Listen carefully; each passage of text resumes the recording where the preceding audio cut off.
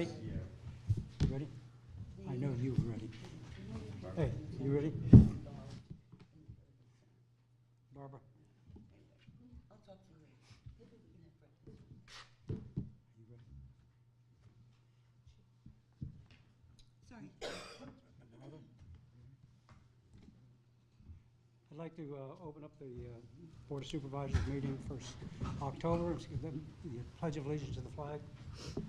I pledge allegiance To the flag of the United States of America and to the republic for which it stands, one nation, under God, indivisible, with liberty and justice for all.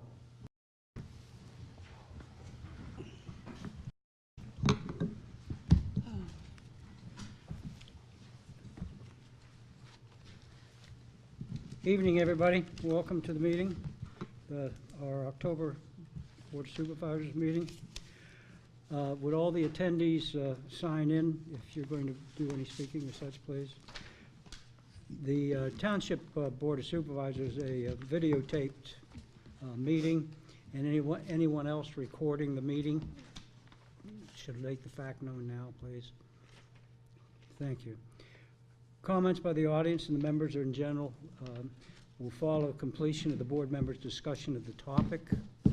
Please wait to be recognized by the chair and then advance to the microphone and clearly identify yourself. Try to keep your statements to the board, try to keep them to 3 minutes, please.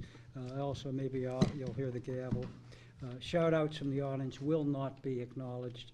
And if you hear something that someone else says and other people want to talk, I'm going to let everybody get their ideas out first, and then I will come back to you to discuss the item, please.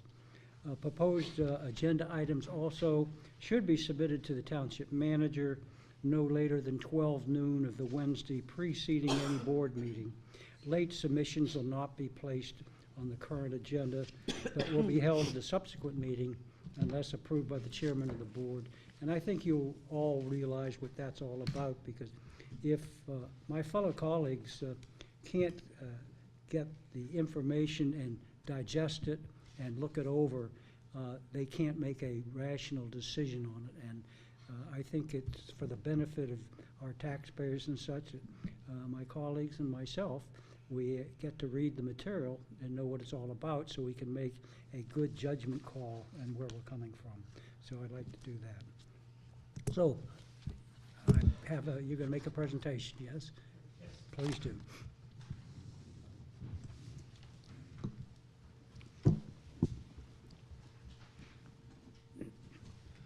Okay, thank you. Is this on? Good. My name is Chris Green. I'm a landscape architect with Gilmore & Associates, and I've been working with the township over the past year and a half now on the Freedom Trail feasibility study. And I'll present an overview here of our findings and how we went through the process along the way. So, as I said, it's been a long process that we've been going through with Chester County as a partner in this. And what I'd like to do is review the planning process, how we went through the process to come to the conclusions that we did, review the proposed trail routing that we've come up with, also discuss the proposed costs and funding opportunities that go along with those costs, and then open it up to any questions and comments you have at the end. So summary of the planning process. We worked with a township organized steering committee throughout the whole process, and that was comprised of township officials, staff and committee members, residents, stakeholders, as well as the county planner, who also attended all the meetings that we had and had a lot of input into the process. A total of 8 meetings with the steering committee throughout the process. We also had community engagement, which was public meetings that we presented options. We asked for input from the community to guide these plans that we've come up with. So 3 of those were held to both get input and provide information along the way. And also we had a key property owner input and coordination. We had meetings with PennDOT, with Valley Forge National Historic Park, Aqua, and Freedom's Foundation. So those are all large properties throughout the process that were very influential on how the trail may be presented. So our overall goal of this plan was to, throughout the study area, was basically a very simple objective, and that was to connect Valley Forge National Park to the borough of Phoenixville, coming through the township. We understand that the Schuylkill River Trail exists on the other side of the river, but there's no real connection that comes through the township, connecting its residents and businesses to that opportunity. So that was the overall goal of the study. You see on the graphic up, the green area to the bottom right is the park, and the orangish area is on the left upper corner is the borough of Phoenixville. Okay, so through the process, again, this is a graphic that kind of identifies what we took a look at as far as alternative routes for this trail routing. And we looked at a host of different options. The purple that you see there represents a rail corridor. Norfolk Southern owns a rail line that runs along the river and also crosses over into the Expo Center. Across a rail bridge there, we took a look at that option, discussed those opportunities with the property owners. The yellow dots that you see on the plan there, that's basically a roadway side trail. We looked at Paulings Road, Valley Forge Road, both as options to have side trails along those vehicular corridors. The route that you see in blue was what we call the neighborhood trail. It more kind of snaked through neighborhood trails and larger properties, not necessarily right along the roadways, but it looked for opportunities to stay away from Valley Forge Road and go through some larger properties using existing sidewalks, existing trails, and low volume roadways. And the white dashed lines that you see are existing trails. Again, you'll see, take note, most of those are on the eastern side of the river. And so we looked at all these options. We did a lot of field investigations, took photos, notes, and there's a lot of obstructions when we looked at those alternative routings. One of them is that Norfolk Southern rail lines were not interested at all in having trails in their right-of-ways. They're active rail lines currently, so they did not want to have any active pedestrian uses within their property. So that took that off the table from the beginning. We held some of the public meetings along, and one of the feedback items that we got was that people didn't necessarily want to have just side trails along vehicular ways. So that's something that we took into consideration in some of these alternatives that we looked at. There's steep slopes, there's some wooded areas and such that were also obstructions. There's areas where there's poor visibility. There's existing bridges that are narrow, not enough space to provide safe pedestrian crossings across some of the bridges. And one of the other restrictions that we ran into towards the end of the process was the Freedoms Foundation property had some concerns over safety and use. I'm sorry, could you say that a little more slowly, please? What were you saying? The Freedoms Foundation, one of the obstructions that we ran into towards the end of the project was the Freedoms Foundation property Right. not being willing to use their existing But trails. Subsequent to our meeting in June, I've had some positive conversation. So as we move forward in terms of accepting what you are sharing with everyone this evening, we might discuss the possibility of looking at that once again. Right, great. Yes, so again, these were all the alternatives that we looked at, and based on the information that we had at the time, we've identified all of these as potentials. If things change down the road, if Norfolk Southern would like to incorporate some of these things down the road, that's why we say we've looked at all these alternatives, and these are the reasons why we're not using them or we are using them going forward. You might share with them that federal law, for security reasons, prohibits our going through the Aqua property. That Correct. was discussed early on as a really nice way of doing it, but unfortunately, federal law protects them. Correct. That's one From thing that you'll public note intrusion. on the plan up there is that number 5, that obstruction there is the brick company, McAvoy Brick and Aqua also They had security restrictions. There's dangerous things on their properties and security concerns on their properties. So those were obviously taken off the list of potential trail routing options. Okay, so taking all this information and kind of digesting it and boiling it down, what we've come up with is an overall trail routing plan that you see currently. It's also on the left board on the easels up front there. And you'll note that the green dashed lines, it's basically a mixture of green and yellow lines running down the center of the map there. That's what we're calling our primary trail route. And when I say trail, due to the obstructions that we have and some of the issues that we have with the actual on-the-ground items, it's not what you would consider a multi-use off-road trail for the entire length. What we've had to do is kind of a patchwork of off-road multi-use trail where possible, and also using existing sidewalks and low-volume vehicular roadways as our trail route in order to make the connection, make the pedestrian connections not necessarily 100% off-road and a wide, 10-foot wide multi-use trail. It's kind of a patchwork of things as we're able to put together. So the blue dashed lines are those sections that are off-road or proposed as off-road trail sections. The yellow dashed lines are the on-road cycling sections along with pedestrian sidewalks for pedestrian use. Also identified on this plan are alternative pedestrian connections, which would be sidewalk connections. This dovetails in with the sidewalk study that was also completed by the township a few months ago. So it's kind of a network of, again, sidewalks and trail, all making an interconnected network within the township.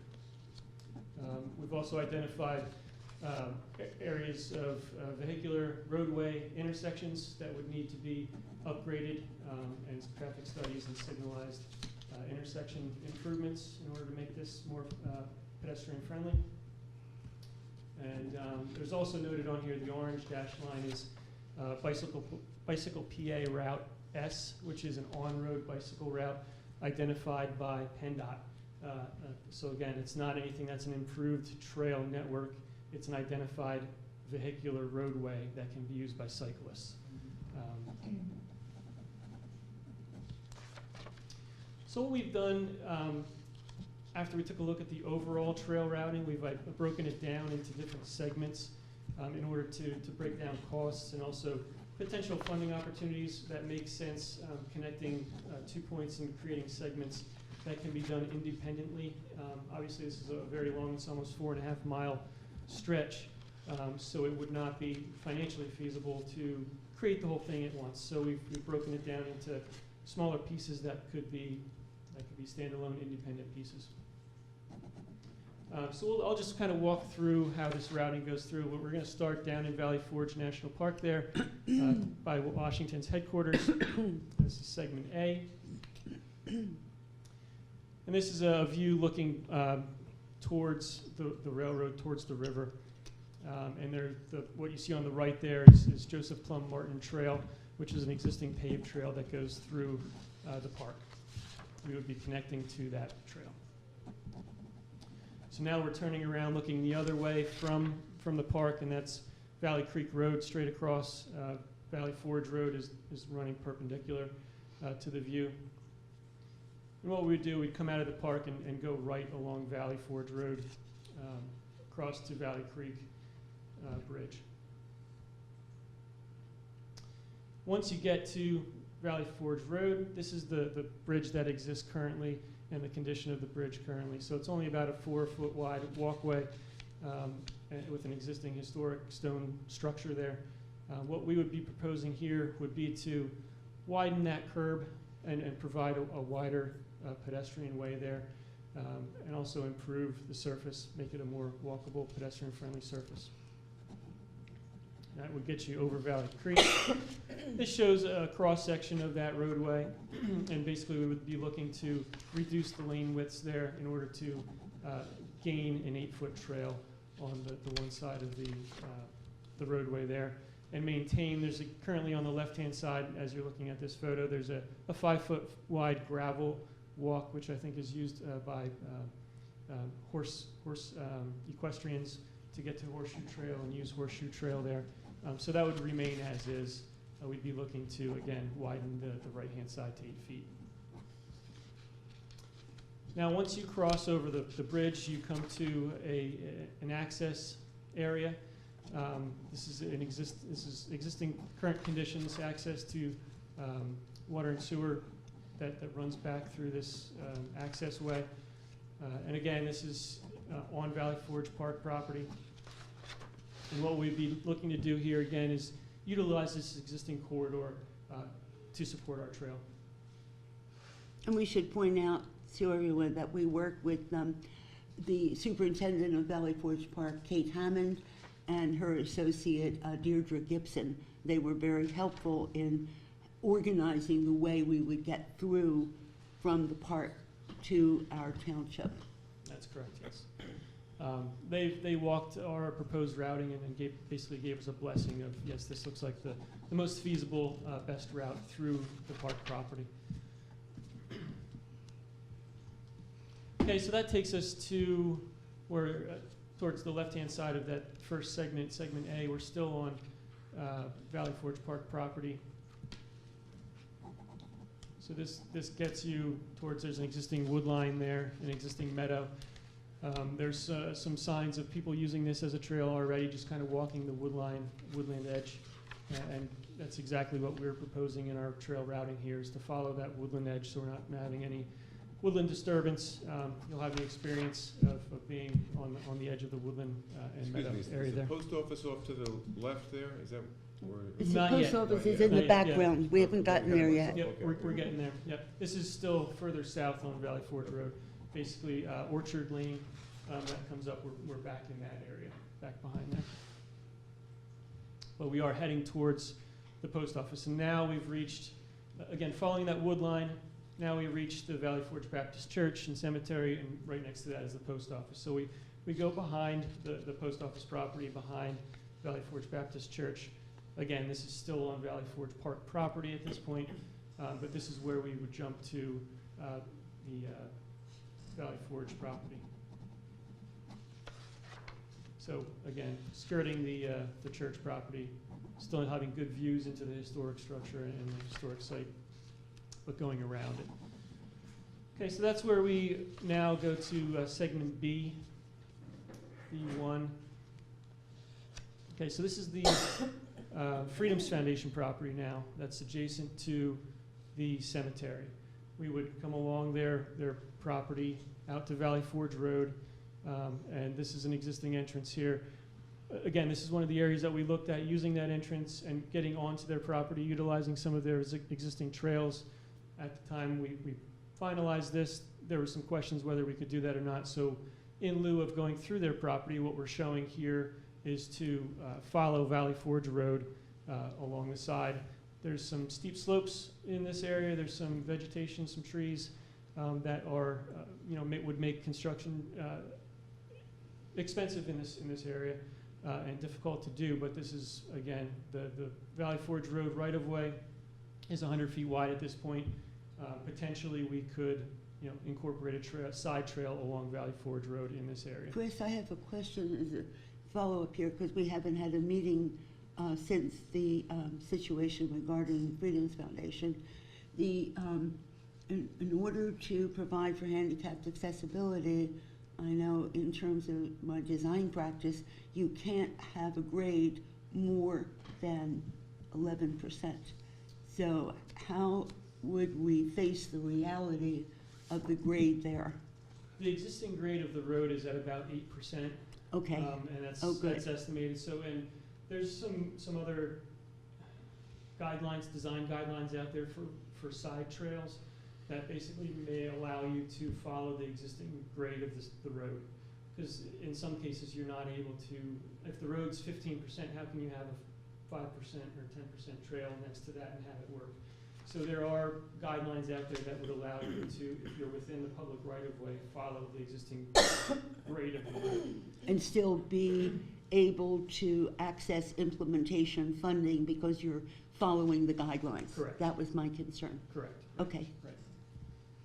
So, but again, with trails, you can go up to 8% with the slope, and that's, this Then you're roadway within the is approximately handicapped 8%, accessibility so I think guidelines. we're in good Great. shape there. Yep. That's good to know. So again, there's a lot of design considerations in that section there of widening the trail along Valley Forge Road. Here, this is Freedom's Foundation property. Again, on the right-hand side, there's an existing brick pillar and fence along their frontage. You can see that's the right-of-way we have to work with in front of their property. Again, we would basically be providing a side trail along Valley Forge Road across that frontage.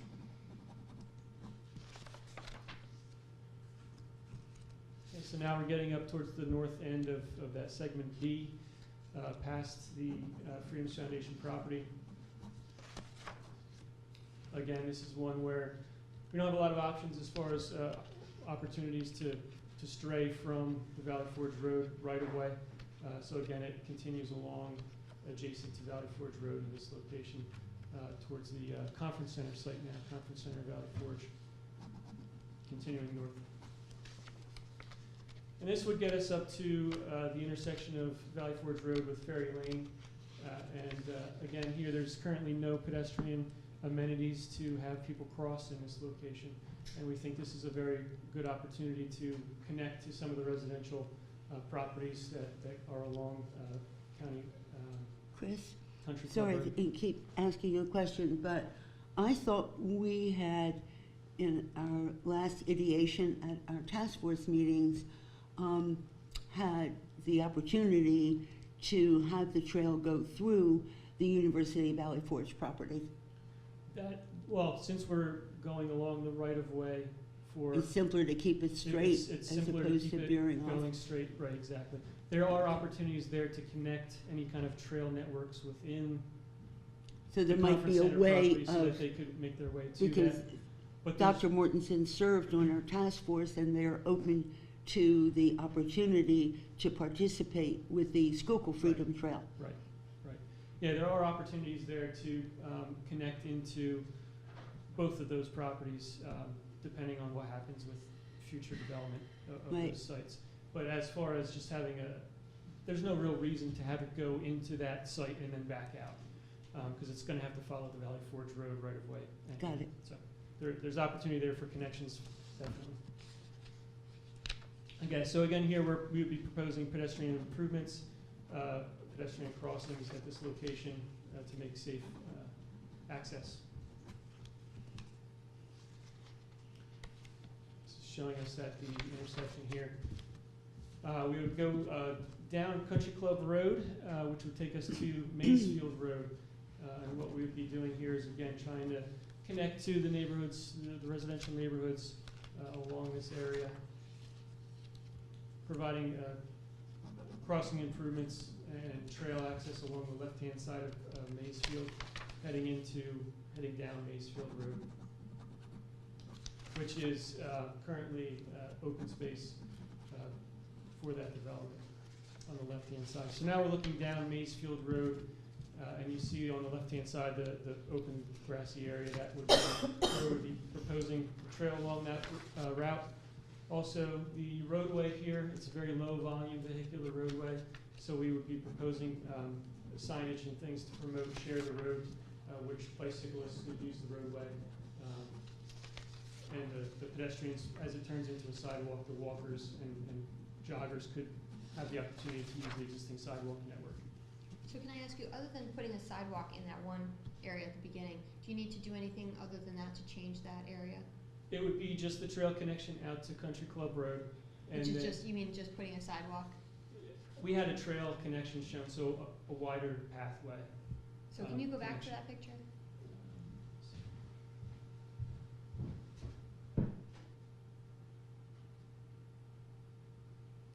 Okay, so I understand, I mean, there's a sidewalk already where the second green arrow is. Correct, yes. So does anything need to be done there? No, Okay. no, that would remain as is. And so the first green arrow, there's no sidewalk there, so you're saying you'd put one in there? Correct. Okay. Yes, So that- other than that, would you need to adjust this area at all? We would not do any other than any kind of pavement markings that would identify the share of the road for cyclists. Pavement markings and signage, no, we would not do anything through that area. So you wouldn't need to take property from anyone on either side of those roads? We would need to deal with the homeowners association because that is the community open space on the corner there to get the trail connection out. But other than that, it's all within township right of way, road Okay. right of way.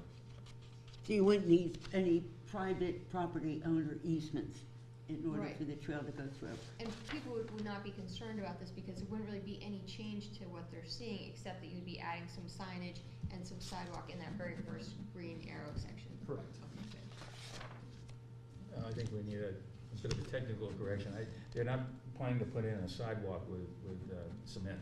They're planning to put in asphalt, as I understand. It would be, right, we would want to have an 8 to 10 foot wide paved trail. But Would be the- typically asphalt, right? Right, correct. Yes. But so were you saying, so like where the second green arrow is, there's already a sidewalk? There's not a sidewalk there, currently, no. Well, okay, so there's a I'm green sorry, arrow there, The second, the first arrow that says trail, right? there's no sidewalk or trail or anything there currently. Right, so are you saying you're gonna put an 8-foot wide sidewalk there made out of gravel, An asphalt trail, asphalt, yes, okay? yes, And then the second green arrow, there is a sidewalk already there. correct. So- No, Susan, on Maysfield Road, because I live right there, is only to where where it's on the left-hand side, where that road turns to the left. If the sidewalk comes down to the road and goes down the Maysfield property and goes back up the road. I But know there's where no it is. other sidewalk anywhere on that road. Right, but I live in that neighborhood, No, I so understand I that. know exactly where the sidewalks are. Okay. So all I'm asking is, the second sidewalk area, there's already a sidewalk. Are you changing that at all? Because I'm No. just wondering if people are gonna be concerned about that. No. You're not changing that, okay, good. No, and this is, again, this is showing potential for, what we'd like to do is keep pedestrians and cyclists off of the roadway at the very entrance where there's most vehicular traffic. So we'd like to keep them off to the side on a wide trail where it's safer at the entrance. The other alternative to that would be just to continue the sidewalk all the way up to the intersection, just so we have the walkers and things on that side, and just allow the cyclists to be in the roadway all the way up to the intersection. So there's some options as far as that goes, but this is what we would propose as the safest alternative.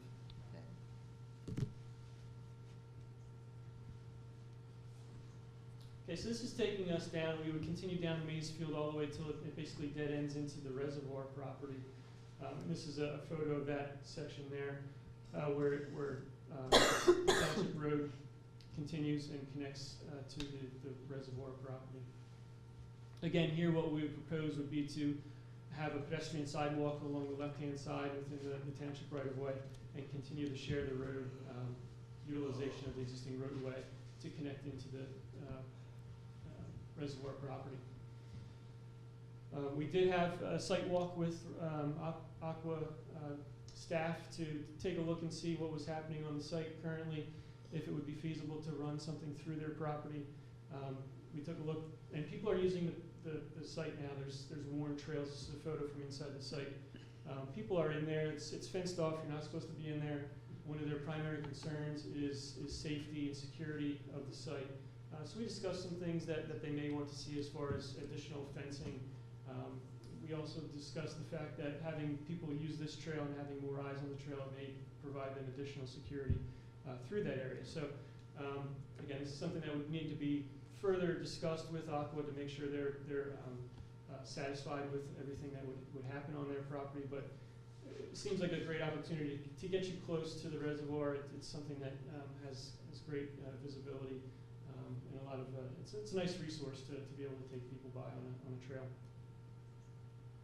So again, we try and utilize the existing trail corridors that lie within that property to minimize the disturbance through the property there. So another shot, again, this is their fencing that they currently have. It's 8 foot high chain link fence that runs pretty much the perimeter of the property. and we'd be looking to have something similar to keep people on the trail and out of their property. And this would play well into the future development of the adjacent former Reeves family property.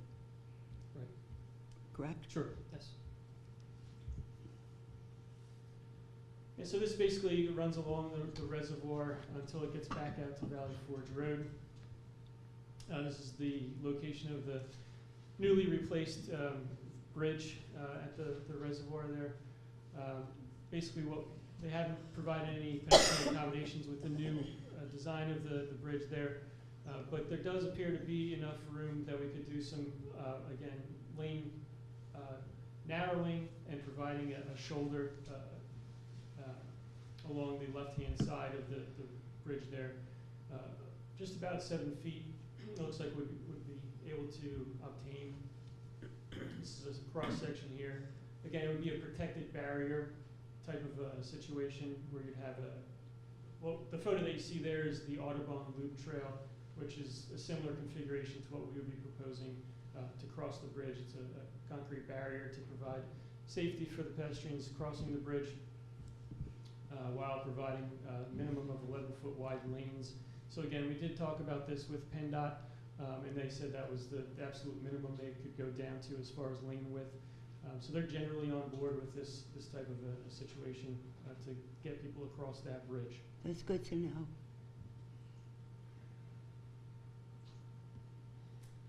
Yeah, we're continuing on north and west here towards Phoenixville.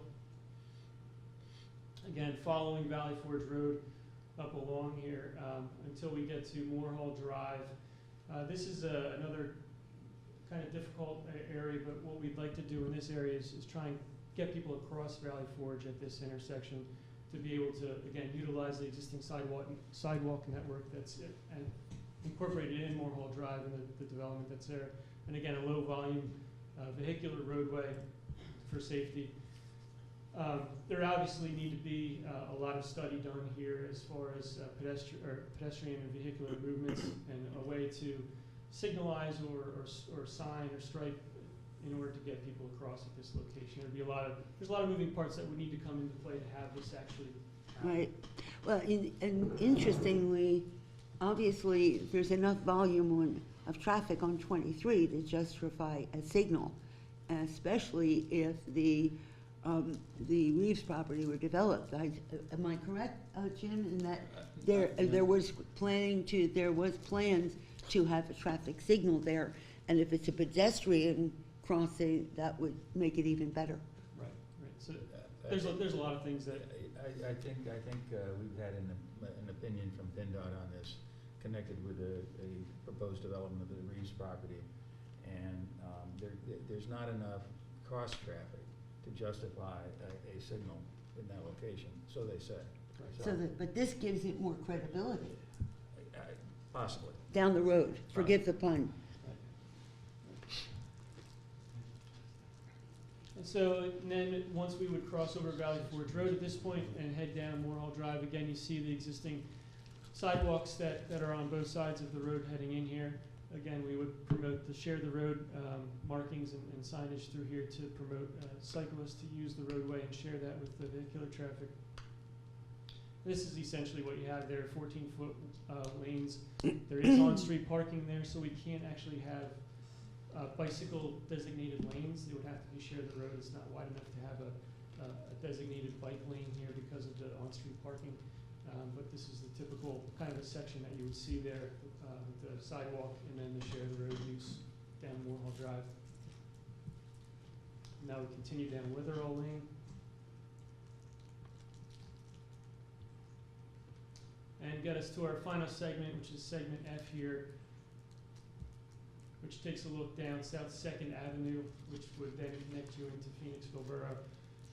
And what we're proposing here, again, this is a fairly low volume vehicular roadway. There's not a lot of opportunities here to widen the roadway due to the utility poles, and that the right-of-way is not very wide in this location. But there is opportunity to provide a pedestrian walkway along that western side of South 2nd Avenue. Again, so you have that connectivity there with the sidewalk and then promoting the share the road use for the cyclists of South Second Avenue. And that gets us through and makes that connection that we were looking for. So now we talk a little bit about the costs that could be go along with such a development. So again, we broke it down into small segments to try and look for opportunities for potential funding. First segment, segment A there through Valley Forge Park, we're looking at about $570,000. A second stretch of B2. And Chris, can I just interrupt you Yes. there? When we did talk to the park regarding that, they have, because they're a federal park, they have their own regulations with that. They have their own construction details that they need to have. They did say that they would do this themselves and pay for this themselves if it was on their property. So Excellent. I just want to put that out there. It's good. It's good to have partners Thank like you, that. Martha. So it's included in the study, but it's not something that we have to worry about. Okay, great. The second segment there, segment B, is the big one. That's the one where I explained about the slopes to deal with and widening of the roadway and things like that. So there's a lot of structures and things that are involved in that segment, and we're working within the PennDOT right-of-way, so there's a lot of extra costs involved with that. So that's at $4 million for that segment B there. Segment C, we anticipate about $420,000. Segment D, which goes through the reservoir property there, is about $830,000.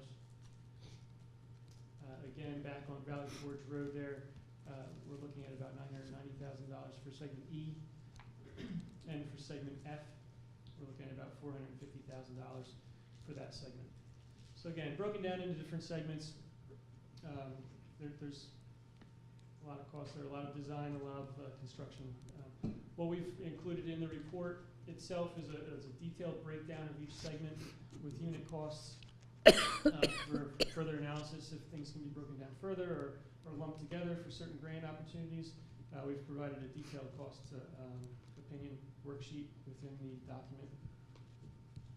Okay, so along with the costs that are associated here, we can look at opportunities to take care of some of those costs in the long run. So again, there's a lot of grants that are available right now. Trails and trail connections are very high on people's grant funding lists. There's federal funds. Federal Lands Access Program is one of the ones that, since we are dealing with a federal park, that is one that could be open to provide access to that park. DVRPC, they're big on the regional trails and making connections. TAP program through PennDOT, DCNR also, again, trails are high on their funding priority list. CFA is another one through the state, which has funding opportunities. Another way to look at this is private development. People come in with private development if there's a portion of the trail that touches the proposed development or would have a benefit to the proposed development. That's something that should be discussed right up front and has to be incorporated into these development and redevelopment projects that come through the township. It's another way to get things done there, as well as private donations. There may be groups that look to do things on their property or look to fund things to make connections to their properties, things like that. So there are opportunities there for reaching out to private entities as well. Both Aqua and PICO have foundation-type funding entities. Coatesville just got a major grant funding from PICO. Well, again, the more players that are involved and the more entities you can get to be proactive towards these things, the better. Okay, so once we wrap that all up, something I wanted to show here is not just the connection through the township itself, but this is kind of a bigger picture idea of, we know we have the Schuylkill River Trail on the other side of the river. We're looking at making the connection from the park to the borough. But in doing so, what we can kind of create here is a loop trail through the township. You can follow the black line that's shown on the plan up there. Basically, we can come through the township over to Phoenixville Borough, across the Montclair Bridge, run the Schuylkill River Trail on the other side of the river there, up to the newly opened Sullivan's Trail Bridge that just opened not too long ago there along 422, and that creates basically a 14-mile loop that really could be a nice asset for the township and the surrounding communities. And at we're not up to our 2-minute reports as yet, but interestingly, at our most recent meeting last week, we had a presentation by the group in Phoenixville that is working with Charlestown and developing that trail network, and they talked about the connectivity between Phoenixville Borough, Charlestown, Schuylkill, and East Pikeland in particular. Right. So wherever you have, for the sake of our audience, wherever you have multi-municipality participation as well as connection to a regional trail network, the possibility of getting grant funding increases appropriately. Right. So with that, I would open up to any questions or comments you may have. Again, we put together a report that kind of documents. Thank you, Chris, very much. Do we have any other questions for Chris? Yeah, I want to give him a compliment when we're all done. Well, just a minute. I had a short conversation with Barbara over the phone before the meeting. I'm aware of the progress of the study, and at least halfway through the study with respect to section B and C, specifically the Freedoms Foundation, there was I guess, optimism to be able to take advantage of going into the Freedoms Foundation, using their road network to go a short distance, and then using their pathways into the Meadow Honor Grove to navigate to the back of the property and then come in to the Christian Conference Center property. And at one point you identified the cost difference between that pathway and the one along Route 23. Substantial. And as I recall, it was very, very substantial. It was like about over $3 million in excess of through the Freedoms Foundation path to go along 23, because you're literally cutting into embankments with a lot of rock and a lot of construction, right? Exactly.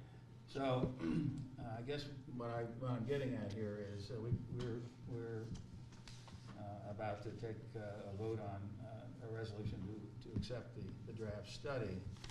I would now this is a final draft. This is just accept the feasibility study for the grant that we have for it. Right. We have to do that. We have to do that. No, I understand that. But it's all in the timing. And it's all what could have a very, very small modification here. What I'd like to see is some actually identification of the cost difference between the Route 23 pathway and the pathway going through. Well, we can say that, Jim. What's that? We can say that, accept the feasibility study so we get the grant, but, I mean, I have a number of questions too, but that's what we're doing to do this, because the way I add these figures up, it's gonna cost our taxpayers almost $7.6 million to put this trail in. Not the taxpayers, though. Not the taxpayers. Yes, it will. Well, the taxpayers in various locations. Yes, it will. Okay. Taxpayers in general. I don't care what you want to put, it's gonna cost of it. It's not And you have to Schuylkill find out, Township. we have to find out a number of things, Barbara. We have to find the type of trail, Exactly. how many people are gonna use it. Is it gonna be a runner's trail, a bike trail, a carriage trail? Where is it gonna be? Is it gonna be, who's gonna maintain it? There's lots of things to think about to put a trail in. Right. Okay. All we're doing, Jim, let's move on in sense of, we all have questions. We want to try to pursue more cost-effective, more scenic alternatives, okay? And try to work that through. But for the public's knowledge, in order for us to receive the funding that is due to us for completion of the study, we have to approve it. So I think everybody We don't needs to have to understand. do anything, Barbara. Okay. Well, Barbara, can I ask you, if we accept the study, can we adjust it as things? Yes. That's what we're pointing So it out. sounds like A there's no- feasibility study is just that. It's how feasible is it to go one way or another, or, at the very beginning, I had a lot of conversation Yeah. with Aqua. We couldn't go that Yeah, way. but Barbara, this is, the way this is presented for this particular section B is misleading to the public, all right? There was a significant alternative that we were considering to save ourselves in excess of $3 million. Agreed. Almost 50% of the project. But if the property owner won't give us access to it, then what's the point? The point is to show, That's right. the point is to show the alternatives to our voters and our residents. But if the No, property Jim. owner won't give us access to it, why put it in study? We don't know that for sure. Well, Jim, the study has to be completed. And, hold on, so as moving forward, the study is completed, and we understand that other alternatives, because of the costs involved, need to be pursued if we are going to achieve grant funding. The first, trying to make a connection to Valley Forge Park and seek funding for segment A, okay, that Martha informed us is gonna be paid for. Segment B would be obviously the one that would be next pursued. How we pursue segment B and go back or forward in planning trail routes is yet to be determined. But all we're doing tonight is approving a study that's been completed. Yeah, but at the same time, Barbara, we're misleading the public. There are gonna be people out there that say, you're gonna tell me we're gonna spend $7 million? No, we're And not. I'm eyeing one in the audience right there. $7 million to complete this pathway from the park to Phoenixville. There was an alternative talked about, and when I say alternatives, that means there's two pathways, okay? And I think those two costs should be identified. And if they're not, I don't accept the study. I do not accept this study. I see both your viewpoints. All this gentleman has done, and Gilmore's done, is opened the door for us, for the trails, for us to get started. And you can see it's already started controversy among us. And we're going to have to be able to discuss it and break it down and resolve what Jim said, and so everybody does understand what's going on. I understand what you're saying, Jim. Let me just suggest something really simple here. Barbara and I talked about this. Basically, there's a line here, this is the page 49 of the study, under the description of segments B and C. The last line of this paragraph says, it is noted that significantly less cost would be associated with this segment, we're talking to include the Freedoms Foundation property, in the event that alternative routing through the Freedoms Foundation property would become a feasible option. I'm just saying, let's identify some dollars with that difference and put it there in that sentence. Add a sentence. Sure. That's all. Yeah, that's what I was gonna say. We did identify in the study that other options are on the table. And But the things change. So we can- specific dollars, this is a big one. Sure. This and is we- a real yeah, big one. No question about it, Jim. We have that, yep. We have that information. So we can we get that done before, as a condition for Yes, approving this? when we make the motion or the resolution, we could ask if I'm correct, from the solicitor, we could make that as an amendment. That would be, in order to accept the resolution, we would also expect page so-and-so to address. As long as we're precise and you understand exactly from our minutes what the change is in the report, it can be approved subject to that modification. Yes, We need right. clarity on this. Yeah, right, Jim. All right, Bill. Okay. One last statement. I wanted to thank Chris Green. He's done a marvelous job in leading our task force and members of the community through this. I really mean that, Chris. You've done a huge amount of research. And in fact, it was Chris who identified the fact that the city of Boston has the name Freedom Trail copyrighted. So that's why ours is called the Schuylkill Freedom Trail. And I have to give him credit for pursuing that from the legal standpoint. And literally taking many walks and many meetings. I want to publicly thank you and Gilmore Associates for a terrific job. Sure, thank you. It's not your fault that not everybody's saying yes to what we wanted to do.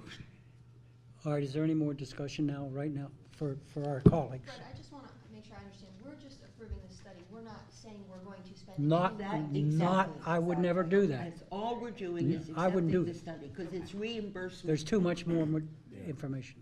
The unspoken footnote is, if it's not approved, we don't get paid for it. Right. Yes. All right, now, do I hear any of the public have anything to say about that? Yes, sir. Unlikely case I decide to walk that trail, where do I park my car? Park your car in Valley Forge, Uh, if you'd like, or at the post office, because that is federal property. Pardon me? Suppose I want to start the other end, Which end? well, Phoenixville end there, where you ended. Because I want to start here and go this way, where do I park?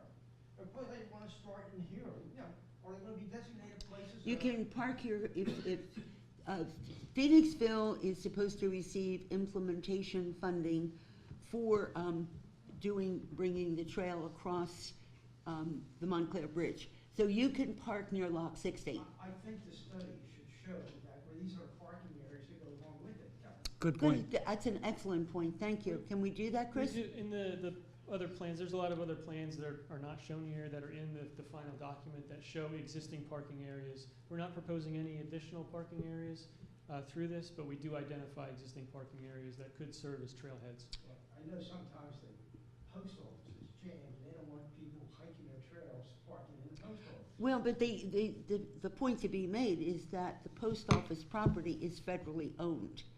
And so that parking would be possible there. There is that parking lot that's next to it, and I can't think of the name of the And the house. Von Yes. Steuben Is it Memorial the Von Parking Lot. Steuben Right. House? And There's a one other parking point lot be there, to too. fill you in, the Friends of Valley Forge Park, or it's called the Valley Forge Alliance now, is that stone house near where Davis Road comes into 23, that is slated to be open to the public and interpreted for its historic value as well.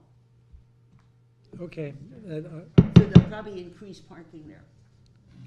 hang on, John. How much was the grant for, so we get reimbursed for this? The grant was a total of $60,000. Yours truly, working with Chris, got $30,000 from the county.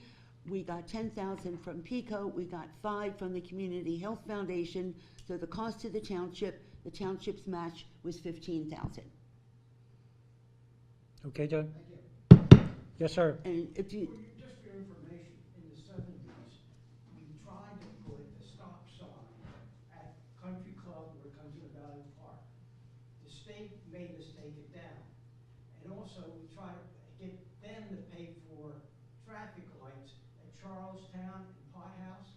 They didn't. The township wound up paying $19,000 for that array of stops and traffic lights. That doesn't- So they're not the easiest people to deal with. There's a lot of wrinkles to, John, just as a quick postscript to your question about cost, so the only amount that was a cost to all of us as Schuylkill Township taxpayers was for that $15,000, which given our 8,500 residents amounts to less than $2 a person. okay, all right. Shall we read the, Can I just state one more thing? This study was spearheaded by the Chester County Planning Commission. This was not something that any one of us board members said we wanted to do this study. Martha, I It was need to correct you. No, it was spearheaded by John, is it John Michaels, Jack Michaels? Well, Jake the original conversation, Don Naimoli, president of the Friends of Valley Forge, and Missy Farku came to visit the Schuylkill River Heritage Center and proposed the idea of the study to me in pursuing that. So that was the original, give credit where it's due to the Friends of Valley Forge, because that's where it truly began. No, it was Jake Michael that came and because Jake Michael went to the Regional Planning Commission, and Jake Michael said, "You guys really need to do this study." And I said to him, "If you want us to do this study, then show me the money." And what did he do? He came back and said, "Here, you guys have to apply for a grant for it, Okay. for that." So It was spearheaded by the Chester County Planning Commission. Okay, thank you. All right, shall we read the resolution 2016-23, Barbara? Certainly. Okay. Resolution of the Schuylkill Township Board of Supervisors to accept the final draft of the Schuylkill Freedom Trail feasibility study and its associated appendices dated August 2016. Whereas the Schuylkill Township Freedom Trail feasibility study was funded by a Chester County Vision Partnership grant through the Chester County Planning Commission, a PICO Green Region grant, and a Phoenixville Community Health Foundation grant with matching funds from the township. And whereas Schuylkill Township has few existing pedestrian links to local recreational, cultural, and commercial destination, which often makes non-vehicular access to those destinations difficult and unsafe. And whereas the purpose of the study is to evaluate potential trail alignments that will expand the existing pedestrian infrastructure with the ultimate goal of creating a more walkable and accessible township.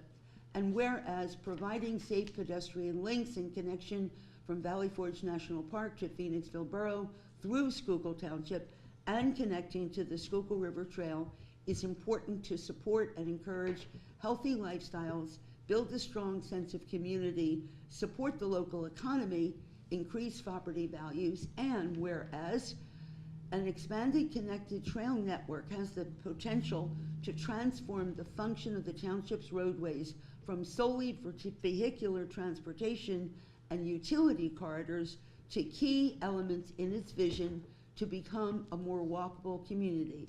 And it's all one sentence, huh? Whereas improving pedestrian accessibility within the township will meet a number of county and state goals, as well as Pennsylvania state agencies consistently recognizing the importance of walkability and evaluated in the allocation of state investments. And whereas the Chester County Planning Commission is now emphasizing walkability for county municipalities in its new multimodal circulation handbook, which includes recommendations for pedestrian links that provide access to shopping centers, medical facilities, schools, commercial districts, and other important destinations. Hang on, before you put the, where it now be resolved, you should put it in there, the conditional portion. This resolution is conditional upon the amendment being made as has been discussed at, Right, would you give me the words, please? I didn't write them down. Okay. Did you have I'll make the motion and. Actually, it should not be in the And whereas. this- We should get through our Right, whereases, right. and then we resolve to. Okay, we're up to it approve where it's, Subject to one text correction, which is as follows. Right, they're subject to, I would say, a report modification identifying the cost of a trail alternative. Trail alternative through the Freedoms Foundation at Valley Forge, through the Freedoms Foundation at Valley Forge, Medal of Honor Grove, specifically. okay. Barbara, why don't you finish your whereases, and then we'll get. I've finished with the whereas. Yes. So now therefore, it's resolved as follows, go ahead. Now, therefore, be it resolved, the Schuylkill Township Board of Supervisors understands the need to make Schuylkill Township a more walkable community and does hereby accept the final draft of the Schuylkill Freedom Trail feasibility study dated August 2016, this 5th day of October. Okay, but just move back. Accepts it, subject to one text correction, Subject to one text correction being, Jim? Modifying the report to show the cost of a trail alternative through the Freedoms Foundation at Valley Forge's Medal of Honor Grove. Okay. That, and does hereby, with the inclusion of that statement, accept the final draft of the Schuylkill Freedom Trail feasibility study dated August 2016, this 5th day of October 2016. Okay.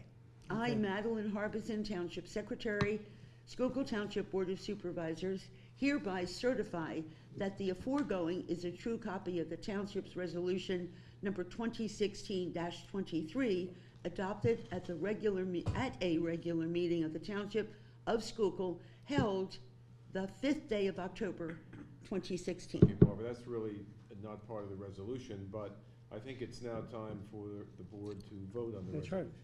Okay, I was just reading the whole thing for the sake of completeness. Yeah. All right, is there any more discussion? Do I have a motion on it? I so move. Do I have a second? I'll second it. Okay. Motion made, second. We've had discussion.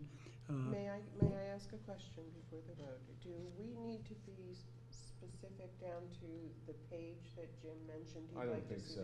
I think as long as the concept. Well, no, we do. Because through the Freedoms Foundation could be any kind of a winding path that approximates Route 23. For example, one of the alternatives that was shown. Page 49, last paragraph. Yeah, Okay. that's a good spot to identify it. All right. Yes. And to Jim's point, that was identified as the ideal way through and a connection to the University of Valley Forge Let's not muddle the project. motion. That's not part of Sorry, Let's not muddle what we're discussing, what we're going to pass, okay? we have a motion and a second, right? That's correct. All in favor? Aye. Opposed? So moved. Thank you, Chris. Really, we very much appreciate, especially that research. Thank you, Chris.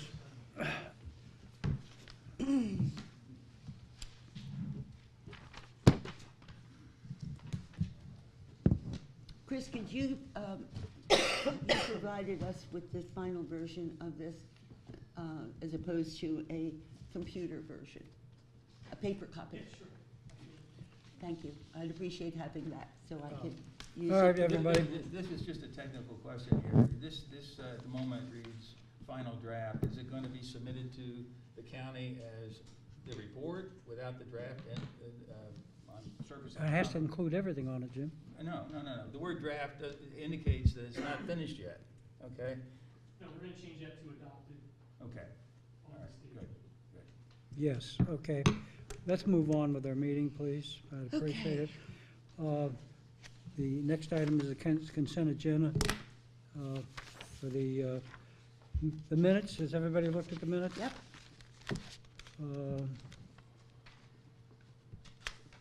In the historical committee, do you know if the school board has listed how many people are going to be on their task force? The only thing which has been identified is that neither Susan nor myself can be part of the task force I because. already know that. I Oh, mean, okay. I No, we've had wondered no if- follow-up, If at least I it's haven't. not, if you don't have the equal number of people on the task force from the historical committee as to the same number that's on the school board, it's going to be unequal and the things are going to come out right. So we got to know how many, if they're going to have 3 or 4 on that committee, then we have to have 3 or 4 on the committee, Okay. okay? Should I ask Sandy to follow up with I Dr. would. Fagley? I will be happy to do Definitely that, Fred. Was there any further action on the Meehan plan? Do you know? Yes, I sent Judge Smith a letter asking him to affirm the second conviction because there was no appeal following the decision of the zoning hearing board. Haven't heard back yet. Okay. There was quite a bit of discussion on deer and such with Jim and Susan, and I wondered, is there any more to be said on that? Is anything more done about the signs, or where we're coming from, or what's happening? Doing a good job getting those. The signs are either have been made or are being made. Madeline can report on this. Nick was going to try to install them this week if they had finished with them at the sign makers. Okay. I will follow up with him. Okay, I'm just trying to follow up with the notes.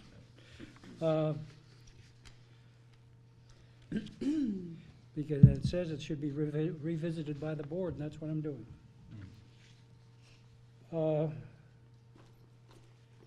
Jim, do you have anything more on this about the open space that we went on to?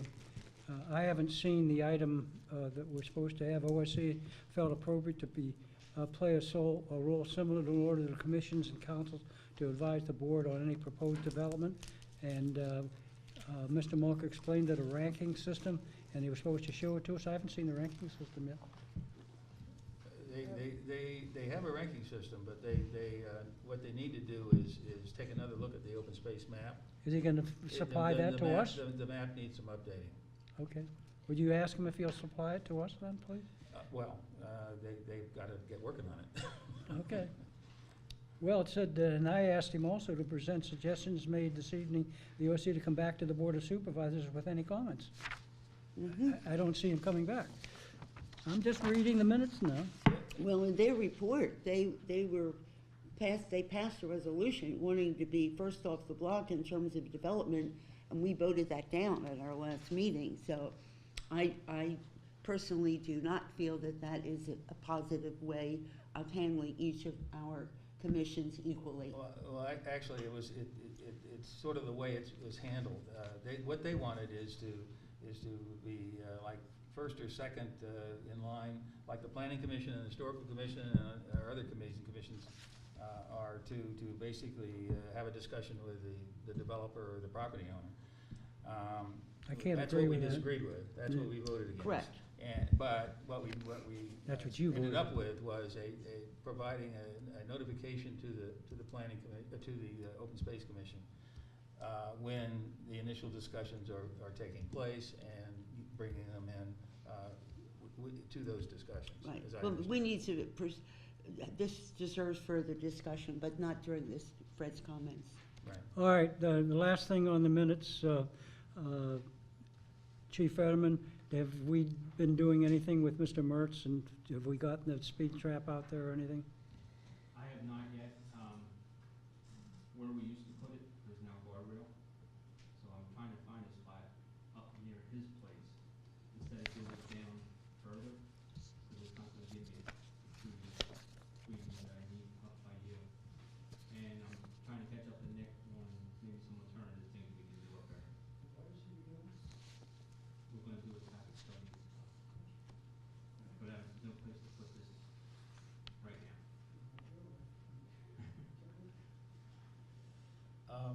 I would just like to make a comment on that.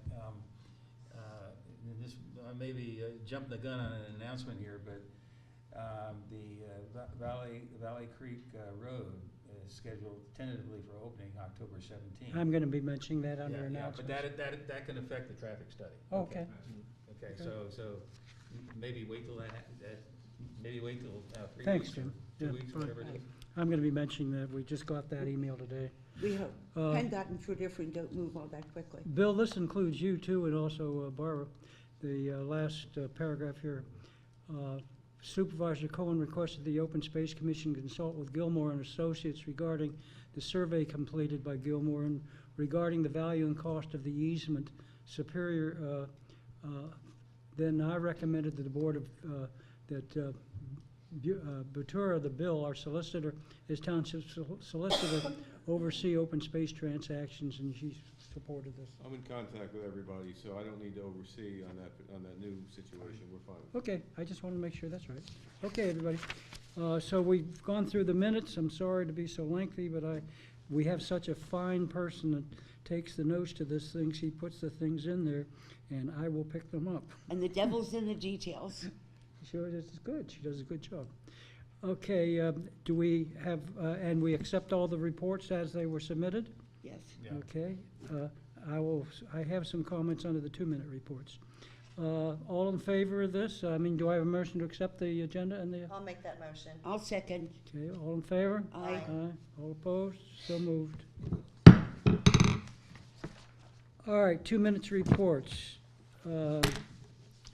We had the regional planning meeting on September 29th. We had a Good. really excellent presentation, a group from the green, so-called green team in Phoenixville, working with PEC, the Pennsylvania Environmental Advisory Council. For those who are unaware, Charlestown, guess what? They completed their feasibility study to connect to the Chester Valley Trail going west toward Malvern, for those who are not aware.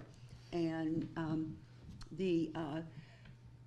the idea is not only to connect going westward that way, but with the Chester Valley Trail going as it will, talked about connection through the very early stages of they did come to the planning commission, did they not?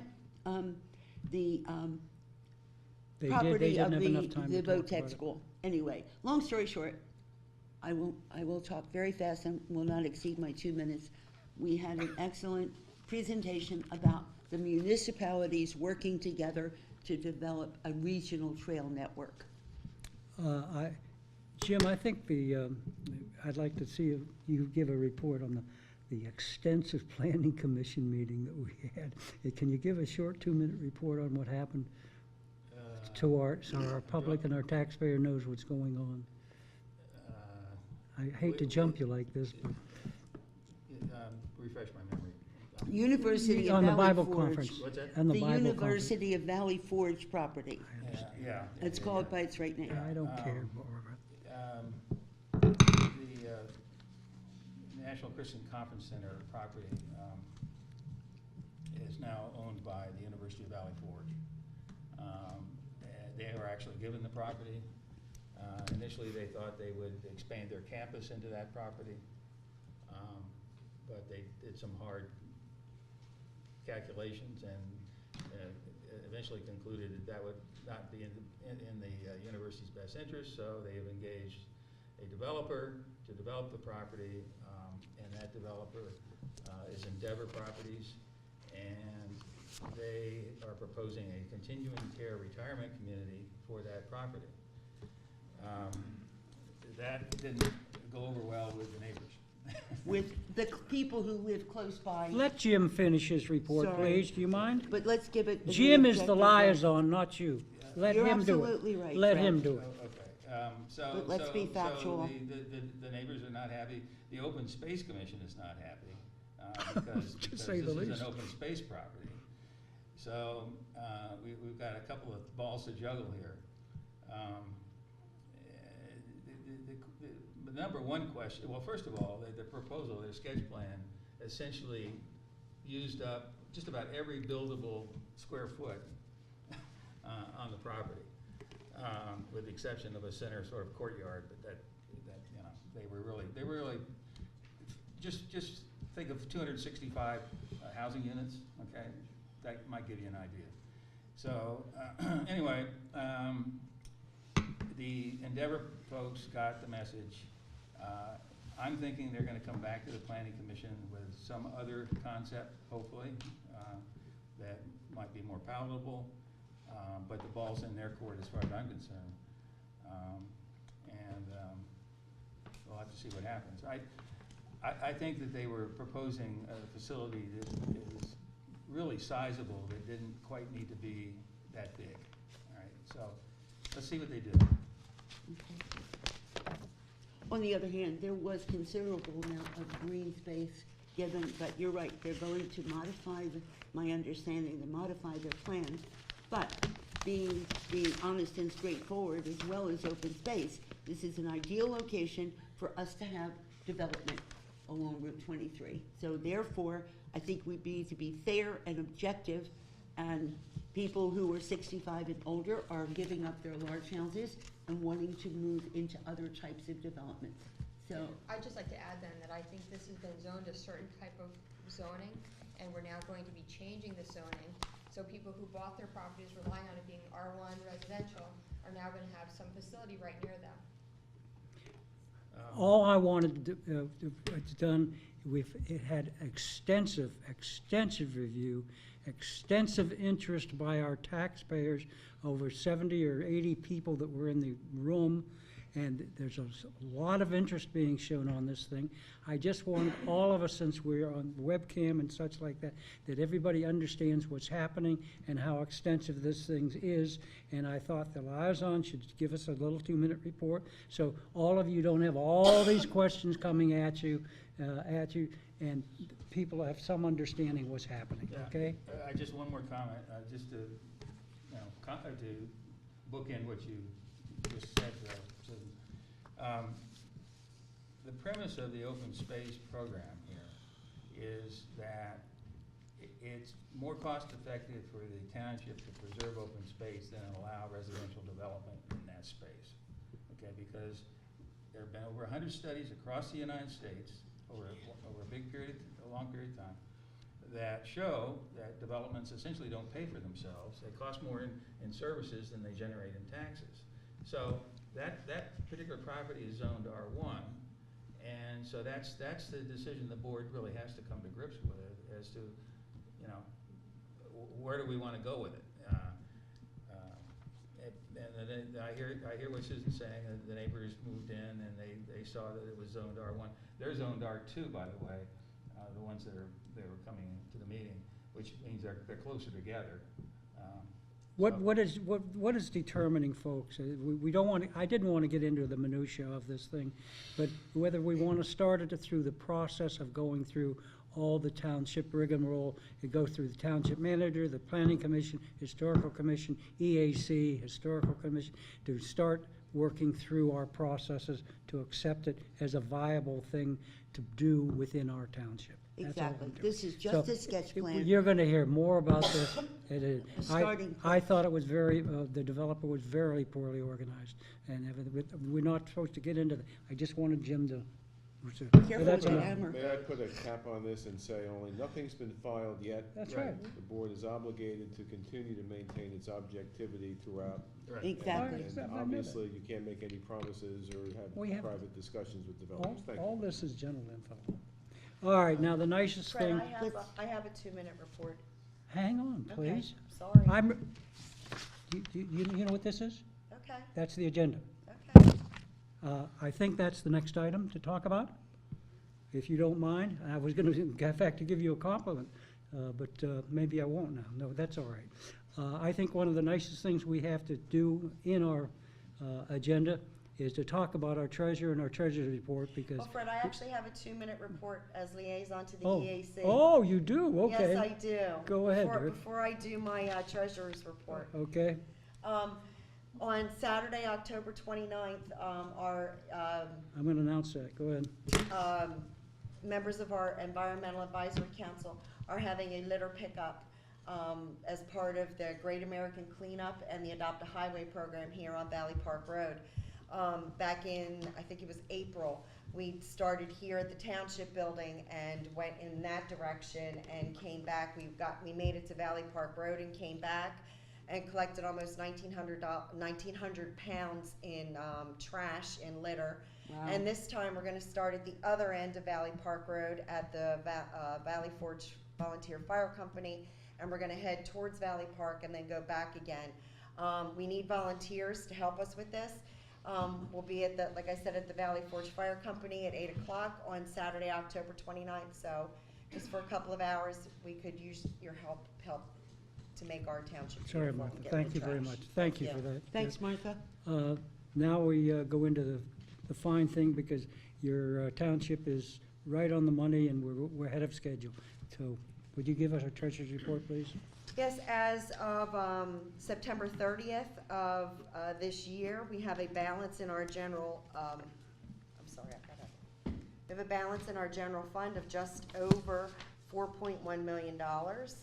I wanted to make a comment that in our expenditures, I don't know if you guys, I hope you guys all read this, we are 75% through our year, and we have only spent 59% of our budget. Awesome. So we are in great shape. We are obviously well under budget, and that's pretty much all I have to report at this time. I did review all of the bills to be paid earlier today, and everything is in order and ready to be paid. Okay, do I hear a motion to accept the treasurer's report? So moved. Second, and motion, Susan seconded. Everybody in favor? Aye. So moved. Thank you, everybody. All right, announcements, I have a number of them. One, we just, before I get started on it, how about the week of 9 to 15 October, is Fire Week proclamation. Jason, do you have anything to say about that at all? We'll be having our open house at Valley Forge Volunteer Fire Company on Monday, October 10th, starting at 6 p.m. Like about 2.5 hours long. There'll be demonstrations, prizes for kids, different activities, discussing fire safety issues that are relevant to all different age groups, including adults. So come on down and spend the day with us. We'll also be spending the week visiting schools, daycares, making all those kinds of stops and having the children that live in the township trying to send out that fire safety. Good. Are you gonna set a stove on fire again? Most likely. Yay. There's a lot of things going on. Very nice. Thanks, Jason. You're welcome. Thank you very much. Can I make a comment regarding the police presentation at the country club? Go ahead. I want to compliment Chief Fetterman and the representatives from our police force who were superb at a public meeting that was held on Thursday, September 15th at the Phoenixville Country Club. They really not only just dealt with facts and numbers, but presented the information in a way that really resonated with a huge number of township residents in attendance. What was particularly moving was to make our township residents aware of the problems with heroin and young people in the suburbs. We're not talking in the inner city somewhere, but we're talking about the suburbs suffering from a huge drug addiction on the part of the teenagers. And he brought it to our attention in a way that was really, really compelling. So I want to thank you, Jim, and thank your team for doing such a great job for us. That is not a political statement. And the public said they'd like you to do another presentation again. They were very pleased. We're already thinking. Good, good. All right, the next item of the announcement is there's going to be a seminar here in this building on reverse mortgages on October 27th. That's October 27th at 7 o'clock. So if people are interested in that. And then I want to pigtail on this, the Valley Fork Road cleanup on Saturday, October 29th. Anybody that could come and help, it'd be really be helpful for us because we do need help to help clean up. So, everybody knows about the, these are just for the Board of Supervisors here, but you know for all of you too, you remember November 8th, have you? Founders Day? Oh, yeah, it's No, called it's not. Vote for That's- Whoever. That's the general election, November the 8th, everybody. But we had Founders Day before then. Yeah, I understand that. And you do know, which is very nice, that Warren Kemp is going to have his 157th Legislator District Extraordinary Woman Award on October the 14th on Friday. And we were very fortunate. We had one of our colleagues, Barbara Cohen, who was the winner of that last year, and Mary Bird was also nominated for that honor. But anyhow, that'll be October the 14th, such. And as I hope all of you are putting on your calendar also for November the 10th, the Cato Conference that was going to have with Chester County, Cato, that I would expect the majority of us can go to at the Mendahall Inn, which is a very nice affair to go to and such. And last but not least, the email that I've received just before I walked out of the door or later this afternoon, everybody will be very, very happy. Route 252 is going to be open traffic before October 17th if the weather's dependent on that. That's Route 252. That does not include Knox Bridge at this time. Knox Bridge then will be done later on.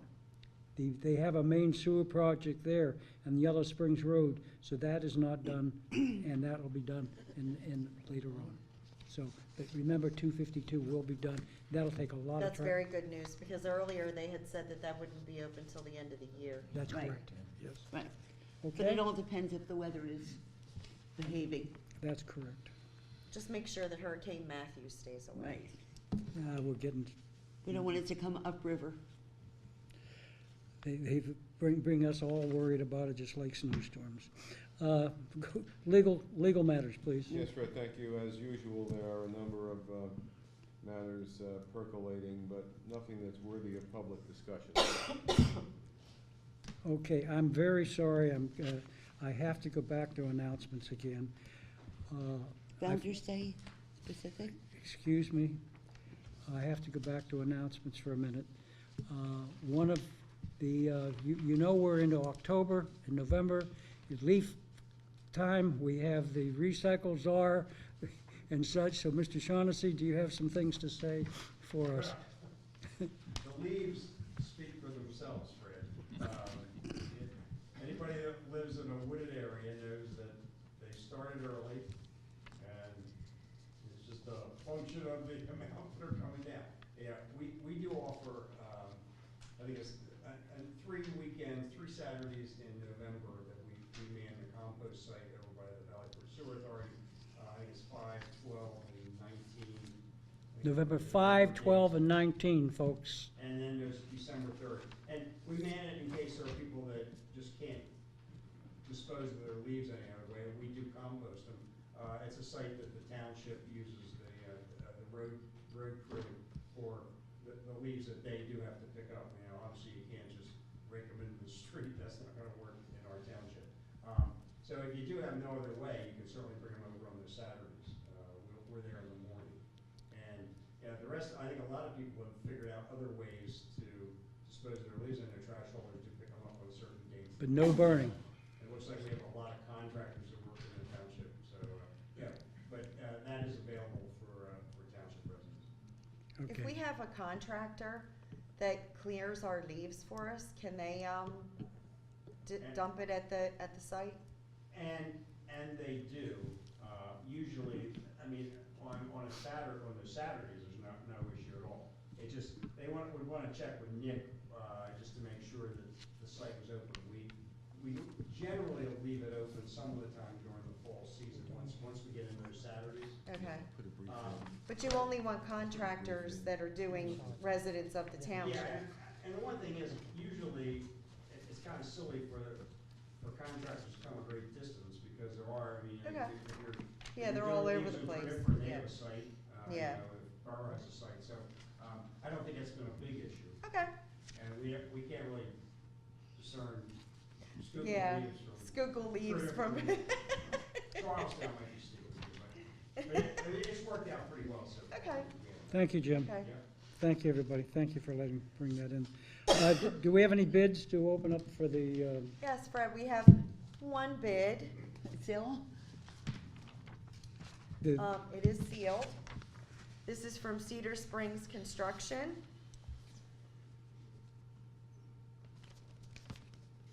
Is it the snow removal equipment? Okay.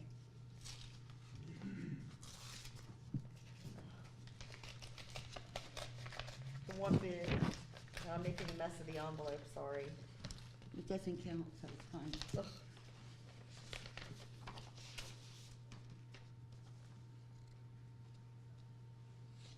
To make this official, do I have to give the address and everything? of the no, company? just to read the amount and such like that, if there were any changes to it? Okay, it's Cedar Springs Construction Company, 25 Sawmill Road, Pottstown.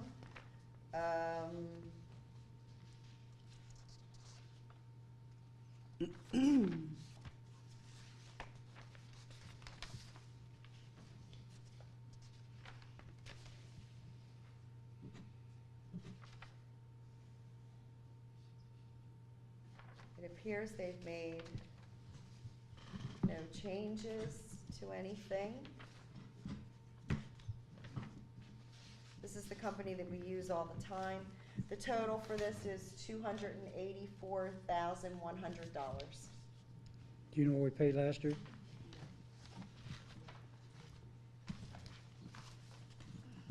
Do you know what we paid last year? I'm looking it up right now, Fred. She's looking it up.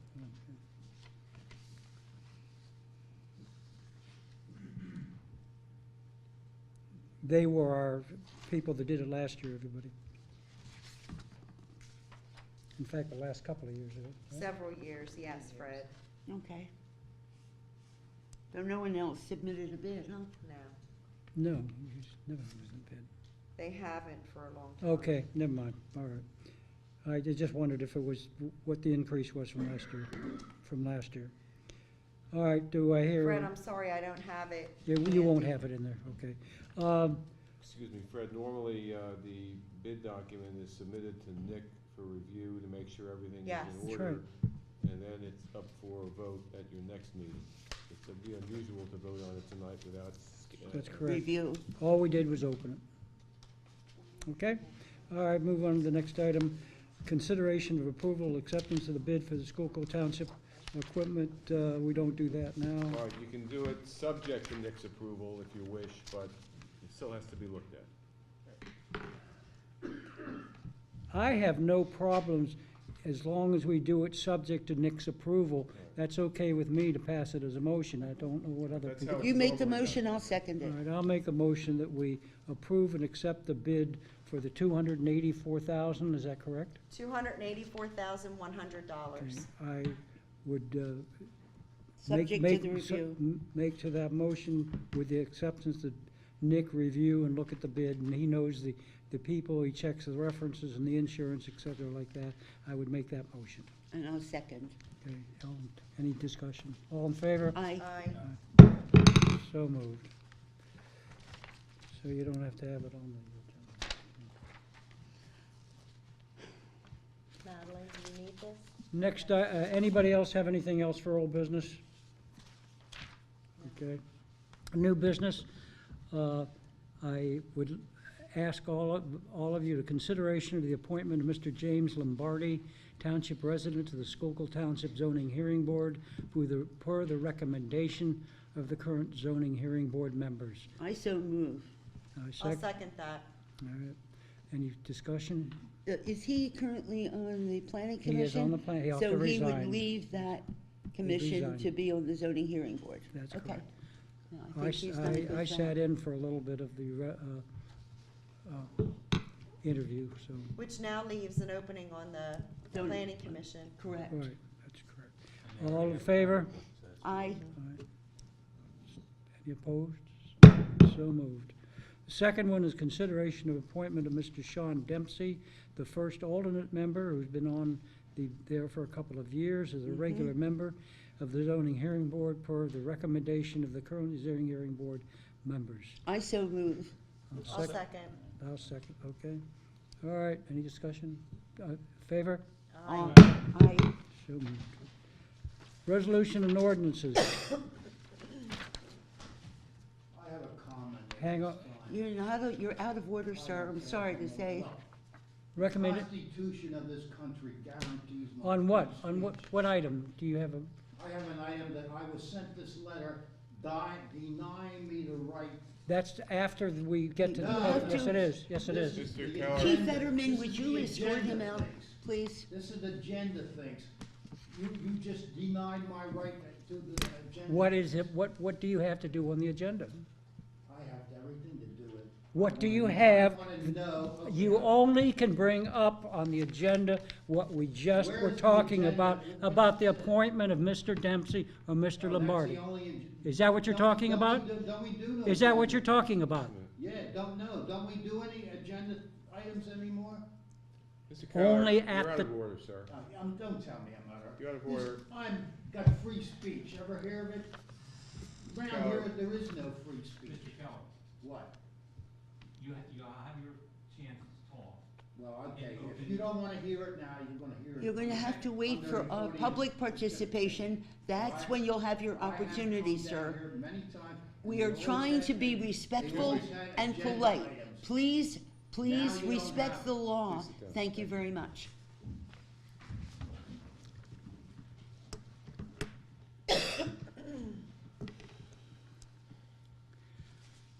Anybody have anything else in new business? Well, Oh, I'm sorry. we're on the resolutions and ordinances, if I may. I haven't started that yet, Okay. I was just going to start it. Anybody have anything under new business? All right, now under resolution, I'm sorry, Bill. I'm sorry if I may, this is resolution 2016-24. Yes. It relates to the Valley Creek trunk line repair, which has been going on for some time. As you may recall, there were 2 failures with that system. DEP required Tradifrin to make certain corrections, which are just about completed.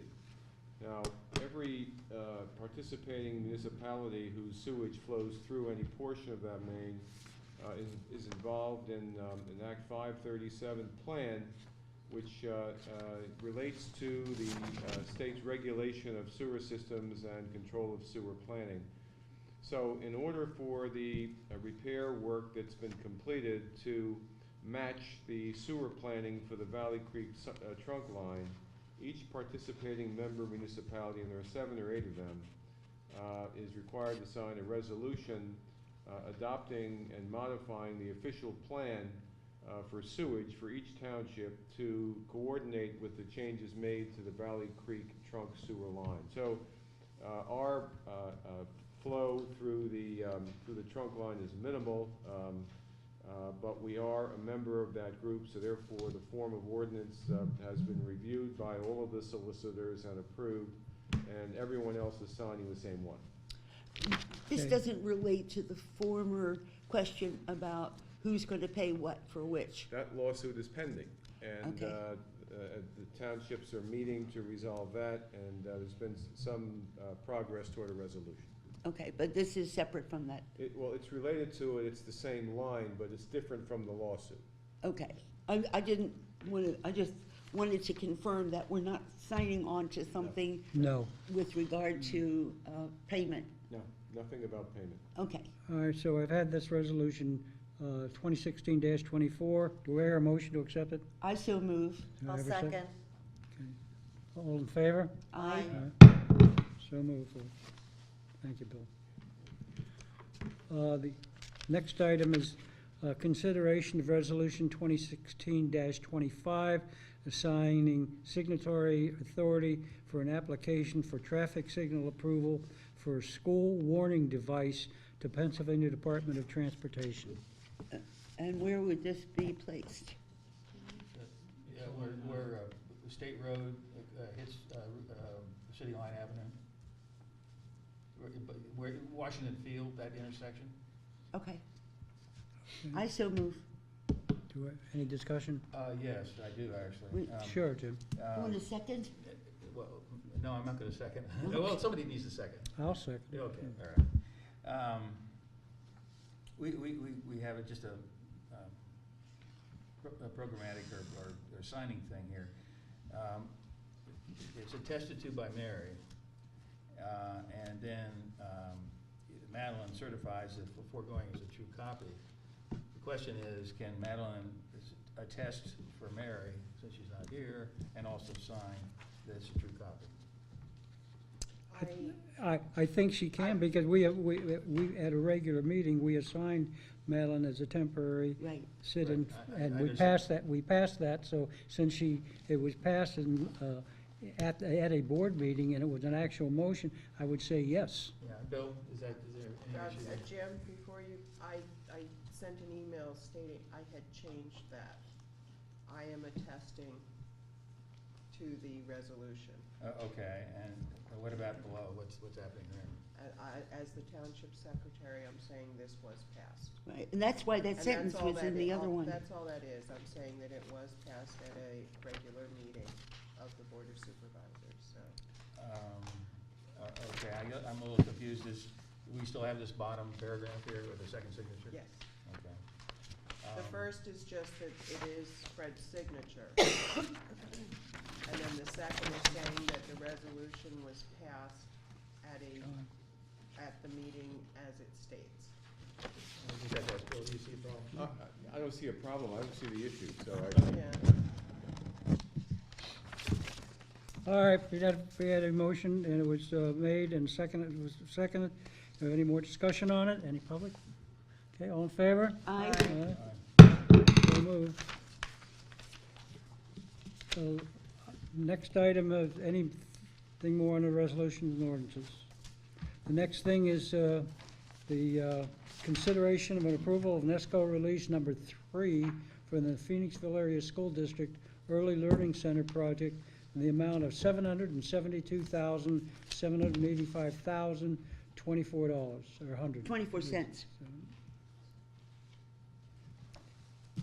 Do I hear, Sorry. do I hear a motion? I'll make that motion. I'll second, based on Gilmore and Associates' recommendation to us. All in favor? Aye. So moved. All right, now I would like to open the meeting for any items that aren't on the agenda. Fred, additional business comes Oh, before okay. that. Do you have any additional business? I do. Okay. We're aware of this as a board, but the public's probably not. There's this House Bill 782, which gives some assistance or some relief apparently to municipalities in the middle of the state where they're small, they don't have enough income to have a large staff, and the issue is a code inspection. So these municipalities, these small municipalities, and I'll call it the middle of the state, contract out, okay, for code inspection as needed.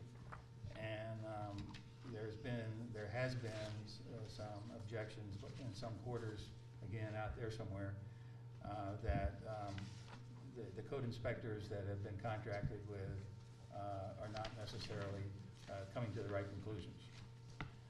So there is a bill before the House, HB 782, that will provide for an alternate code inspector to be engaged by the municipality. However, the language of this bill is not clear. That's number one. Number two, on the other hand, PSATs, our Pennsylvania State Association of Township Supervisors, sees problems with this, and they're opposing it, and they're asking us as supervisors to oppose it. I guess what I'm coming down to at the moment, initially I said that we should basically take the PSAT's recommendation. Now I think what should happen is that this bill needs to go back to the drawing board and clarify these ambiguities. So I would. Are you indicating then that you want the township to form a letter that the Board of Supervisors of Schuylkill Township will not recommend this? Well, yeah, in essence, but maybe stated another way that we have a state representative, Mr. Camp, who doesn't see a problem with the bill apparently. PSAS is opposing it. There seems to be now, looking at this thing very closely, some ambiguities about whether there can be one contracted code inspector or two, and which one prevails. Well, I understand what you're saying. Yeah. However, legality-wise, we can talk to Representative Kemp in person, and he agrees with it. The only way we can go on record is to have a letter come from our Board of Supervisors signing it, that we signed a motion that we feel that this isn't adequate to our state requirements. That's where I'm going with it. I understand that. I think that's So good, Fred. here's my motion. That the Board of Supervisors oppose House Bill 782 as written, okay, but request that Representative Camp work with this Mr. Elam Hare, who's the Assistant Executive Director, I think that's his title, of the PSATs, and to help arrive at a wording, okay, of a bill that both individuals can agree upon, and that we communicate this vote or this motion. And we would recommend such and such. Yeah, Okay. communicate this to Mr. Camp. Okay. Is that No Bill? problem. That's fine, we've done this routinely. Normally you ask our manager to draft a letter that memorializes that concept, and the main problem here is that this act seems to allow the developer to hire its own code expert to perform the code analysis on that developer's project. Right. Yeah. So it's like putting the, you An know, insider. Yeah, it doesn't, and it's very confusing, so I don't see. But I have a question.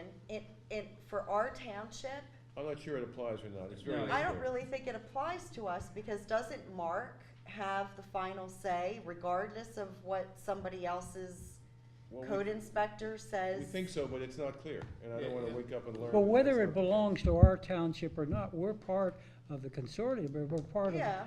we're part of. No, I'm just clarifying that I don't really think that it applies to us, because our code inspector has the final say, period.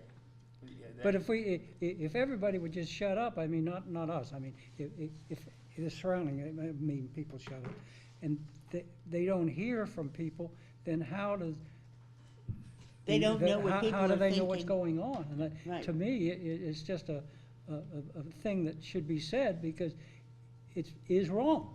Well, Okay. I have, yeah, along those lines, I was talking to this PSAT's representative this afternoon, and she actually listened to me as I was trying to explain my problem with the bill, and she started taking notes and said, yeah, Great. I hear your points, I'll pass this on to Mr. Hare. And so, Good for you. so anyway, I think we just need to complete the loop here and get Mr. Camp involved in this process. So is there a motion to have our Before we manager? do that though, I'd like to hear Bill's thoughts on this, because I feel like we need to have an expert tell us how this would affect us in the township, so we can be. Yes, we have a process where a developer comes in, and then our township, through Mark Faulkner or our zoning crowd Keystone, will evaluate and analyze the application and do inspections. Some developers think that townships are too tough, and they're unhappy with having to comply with ordinance requirements. So there's been a push, mostly in central Pennsylvania, to have give the developers more power. And the way they do that is to, if the township doesn't have an employed representative, and this is where it gets to be a little bit clear, the developer, under some circumstances, may hire its own code enforcement company. And then, the part of this that is the most disturbing, it says that the township shall accept the final inspection report made by the code enforcement officer hired by the developer. Now, there are a lot of terms and conditions which govern when that applies and when it doesn't, but it's so confusing and so unworkable that I think that a letter to Representative Camp expressing our concern about this might be appropriate. I don't vote, I just want to explain it, that's, I think, what's being asked. Do we need a So do you think motion? we should be Yes. asking for a clarification or a change? What exactly would you suggest Well, we do? I think Jim said we oppose it as written, and we hope that it can be clarified and to cover our concerns about whether the developers will have authority to control the building approval process, which I think would be a disaster. I agree with you. And by the way, we were in that position 3 years ago, 2 years ago, before we hired Mark full-time. We were contracting out, so. All right, then do you want Jim and Madeline to work on it, or do you want Bill to work on it? Let Jim do it, he knows more about it. I'll work with Madeline. Okay. So I'm gonna make the motion that we do this. Madeline, shall I make the motion again, or are you okay with it?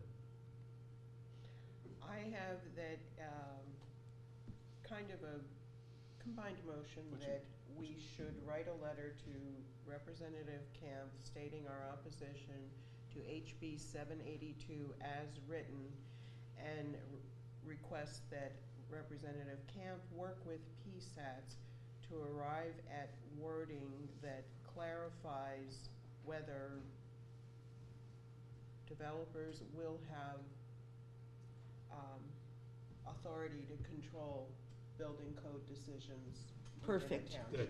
Thank you, Good. Madam. Everybody okay? Yeah, that's Yep. fine. That's fine. Everybody agree? So moved. So there's a motion we have to vote on, right? Yeah. I need a second on it. I'll second. All right, all in favor? All right. Aye. Thank you, folks. Thank you. Any more additional business? Just one last question. I wanted to ask Mary Lou, since John isn't here, where are we with Valley Park? I noted here that plans were submitted to the Chester County Conservation District on September 16th. Where are we on the process of getting all of the permits and all of the stuff we need to go after the grant implementation funding we have a plan so the public knows for Valley Park that we have to get all the permits in place in order to move forward with the grant application to achieve the funding to make it happen. The MPDES permit is the last permit we need, and we just resubmitted to the Conservation District, hopefully addressing the last of the comments. So we'll know So as all soon the other permits have been received at this point? the HOP and the GP11, yes. Okay, thank you for filling us in. Okay, thank you. Any other additional business filings? All right, now I'm going to open up the public participation. Mr. Keller. Jim Keller, from the mobile home park.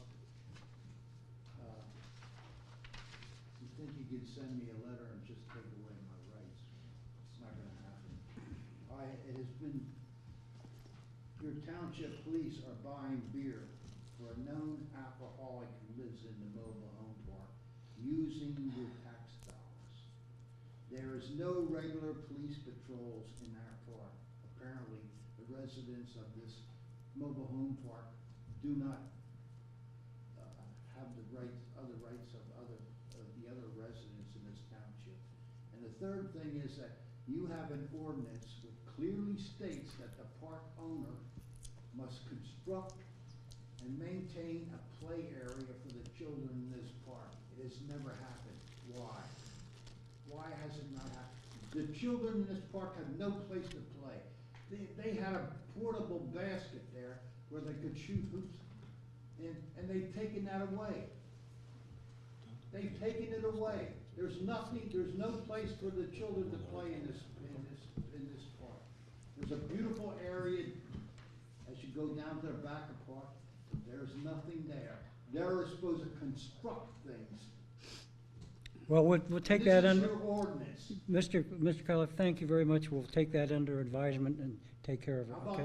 about the beer that they're I don't think that's happening, but if you'd I like. don't think it's happening. Mi- I got a witness You want that to talk? says it. I was talking to the guy. Do you want to talk to Chief Edmund, then, please, I'll after talk the to him, meeting, yeah. please? Okay, I'll talk to him, but I was talking to the guy that they gave the beer. Well, I don't think that's, thank you very much. Is anybody else that would like to say anything? All right, I would like to move into executive session, and I'm so everybody. moved. Yeah, I'll second. meeting, go to executive session. Have a 5-minute recess.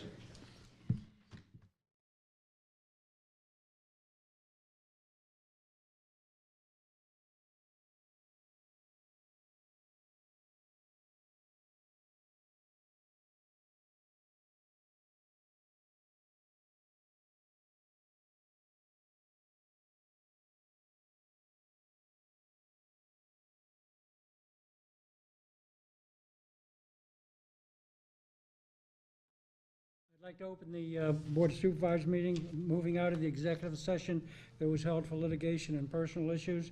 And we have 1 or 2 items that we would like to make motions on for coming back into the Board of Supervisors meeting. Do Yes. I hear the one motion? I would like to make a motion that we continue Madeline Harbison's appointment as our acting township manager until such time. Assistant, Pardon me? assistant. Okay. township Assistant manager. township manager until such time as Mary Bird returns. I second it. All in favor? Aye. So moved. We have another motion for a lawyer? Right. I would make a motion that we reaffirm John McLaughlin, who is now associated with Campbell, Durant, Batty, Palumbo, and Miller, PC. So that we retain him, we continue to retain him for specific purposes now that he is with this aforementioned law firm. Just let me be clear that any appointment of council is at the pleasure of the board, so that if you do take this action, it can be undone at any time. That's what I wanted, Thank you. that's what I wanted to know, Okay. And it's also in his letter. He makes that statement. because I Right. want to know if we want them to do it. Great. That's an excellent point, thank you. So Very I've made much the so. motion and we need a second Because now. I think we need to talk about it. Mhm. Okay, just like, okay, do I hear a second on that then? I'll second. All right. All in favor? Aye. Aye. I make a motion to adjourn the meeting? Do it. All, a second? Okay, All in favor? Aye. okay. Oh!